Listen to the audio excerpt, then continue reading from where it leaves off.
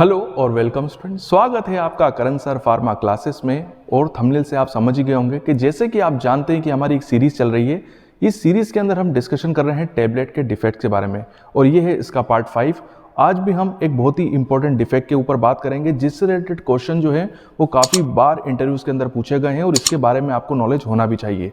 आज हम डिस्कशन करेंगे मॉटलिंग के बारे में। अपने आप में एक बहुत ही बड़ा डिफेक्ट है और कई बार ये देखा भी जाता है, तो आज इसी के ऊपर डिस्कशन करेंगे कि डिफेक्ट क्या होता है, इसका रीज़न क्या है और इस प्रॉब्लम को हम कैसे सॉर्ट आउट करते हैं। तो ज़्यादा समय नहीं गवाते और वीडियो स्टार्ट करते हैं। तो देखिए, सबसे पहले मैं आपको बता देता हूं कि मॉटलिंग डिफेक्ट होता क्या है। देखिए, इस डिफेक्ट के अंदर जब हम टैबलेट का प्रोडक्शन करते हैं तो खासकर ये डिफेक्ट देखा जाता है उन टैबलेट्स के अंदर जो कि कलरफुल होती है।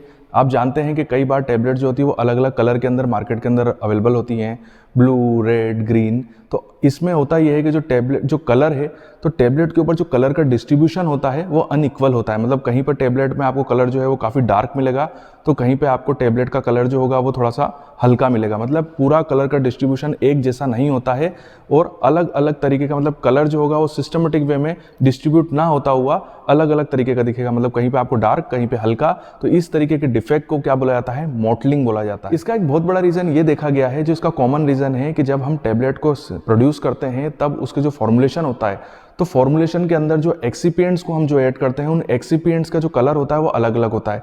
मतलब बाइंडर जो है वो रेड कलर का है, वहीं जो लुब्रिकेंट है उसका कलर कुछ और है। तो इस तरीके से जो एक्सिपिएंट्स हैं उनका कलर जब डिफरेंट होता है, अलग अलग होता है, तो जब फाइनल टैबलेट बनती है तो सारे एक्सिपिएंट्स के कलर आपस में मिक्स होकर कुछ दूसरा ही कलर दे देते हैं, जिससे कि वो कलर जो है समझ में नहीं आता है कि कौन सा कलर है। और तो ये एक बहुत बेसिक रीज़न है जिसकी वजह से जो मॉटलिंग इफेक्ट है वो देखा जाता है। साथ ही साथ कई बार जब टैबलेट को कोटिंग की जाती है, जी हाँ, जब उस टैबलेट की कोटिंग की जाती है तो कोटिंग करते समय क्या होता है कि टेम्परेचर काफ़ी ज़्यादा हाई हो जाता है। अब हाई टेम्परेचर होने की वजह से जब कोटिंग की जो डाई होती है जो टैबलेट के ऊपर लगती है, उस डाई के अंदर माइग्रेशन हो जाता है। मतलब वो कोटिंग में समझ गए होंगे कि टेम्परेचर जब बढ़ेगा तो डाई जो होगी वो पिघल जाएगी। पिघल जाने की वजह से उसका कलर डिस्ट्रीब्यूशन जो है वो अलग अलग तरीके से हो जाएगा। तो ये भी एक बहुत बड़ा रीज़न है। साथ ही साथ कई बार जो ग्रेनुलेशन होता है, जो या पाउडर फॉर्म में जो हमारी ड्रग होती है, तो उधर जो पाउडर होता है या ग्रेनुल्स होते हैं, देखिए ग्रेनुल्स में तो पार्टिकल साइज एक जैसी बनी हुई होती है, बट डायरेक्ट कंप्रेशन के केस में जब हम पाउडर लेते हैं तो पाउडर में क्या होगा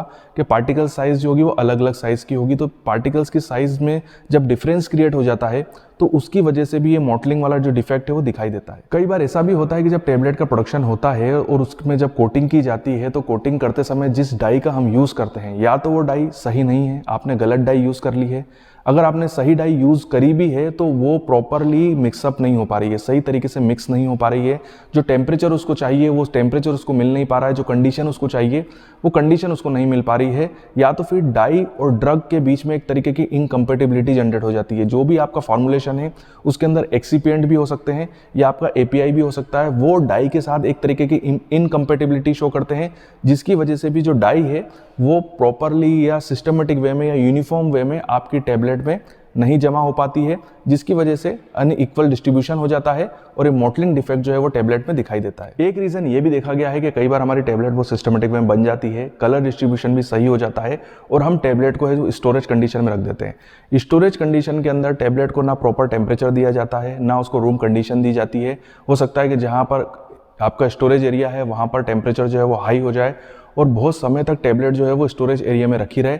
उसकी वजह से भी कई बार ये मॉटलिंग वाला जो डिफेक्ट है वो टैबलेट्स के अंदर देखा जाता है। तो ये वो रीज़न थे जिसकी वजह से जो मॉटलिंग डिफेक्ट है ये सबसे ज़्यादा टैबलेट्स के अंदर देखा जाता है। तो ये सारे रीज़न मैंने आपके साथ डिस्कस किए हैं। अब हम इसके ऊपर बात करेंगे कि अब हम इस प्रॉब्लम को कैसे सॉर्ट आउट कर सकते हैं, कैसे रिमूव कर सकते हैं, इसके ऊपर हम डिस्कशन करेंगे। तो चलिए आगे बढ़ते हैं। तो चलिए अब हम बात करते हैं इस डिफेक्ट के सॉल्यूशन के बारे में। तो एक सबसे बड़ा रीज़न ये भी देखा गया है कि कई बार जब जो ड्रग होती है, हमारी एपीआई होती है, वो कलरफुल होती है, बट जो एक्सिपिएंट्स हम लोग यूज़ कर रहे हैं वो कलरलेस होते हैं, जिसकी वजह से भी ये मॉटलिंग डिफेक्ट जो है वो देखा जाता है।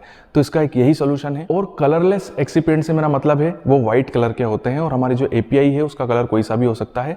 तो यहाँ पर आपको कलरेंट्स को ऐड करना पड़ेगा। जी हाँ, अगर आपको लग रहा है कि जो आपके एक्सिपिएंट हैं वो वाइट कलर के हैं और आपका जो एपीआई है उसका कोई कलर है जिसकी वजह से ये मॉटलिंग डिफेक्ट जो है वो आपको दिखाई दे रहा है, तो इसको दूर करने का एक ही रीज़न है कि आपको एडिशनली कलरेंट्स को ऐड करना होगा, जिससे कि ये मॉटलिंग इफेक्ट हट जाएगा। साथ ही साथ जो मैंने एक आपको रीज़न बताया था कि जब ड्राइंग होती है तो ड्राइंग करते समय ये जो डाई होती है ये माइग्रेट कर जाती है, पिघल जाती है, और जिसकी वजह से ये मॉटलिंग इफेक्ट जो है वो कॉमनली दिखाई देता है। तो इसका सॉल्यूशन यही है, या तो आपको सॉल्यूशन सिस्टम जो है उसको चेंज करना होगा, या बाइंडर्स को चेंज करना होगा, ड्राइंग टेम्परेचर को कम करना होगा, या तो आपको जो पार्टिकल साइज है उनकी साइज को छोटा करना होगा। जी हाँ, स्मॉलर पार्टिकल साइज को यूज करना होगा। यही वो सॉल्यूशन है जिसकी वजह से हम इस प्रॉब्लम को सॉर्ट आउट कर सकते हैं। कई बार जब हम डाई को हमारे फॉर्मुलेशन के अंदर मिक्स करते हैं तो वो डाई जो होती है वो प्रॉपरली हमारे पाउडर्स के अंदर एक तरीके से मिक्स नहीं हो पाती है। खासकर ये प्रॉब्लम देखी गई है डायरेक्ट कंप्रेशन के अंदर। इसका सॉल्यूशन यही है कि जब आप डायरेक्ट कंप्रेशन कर रहे हैं और उस पाउडर के अंदर आपको अगर डाई को मिलाना है तो सबसे पहले आप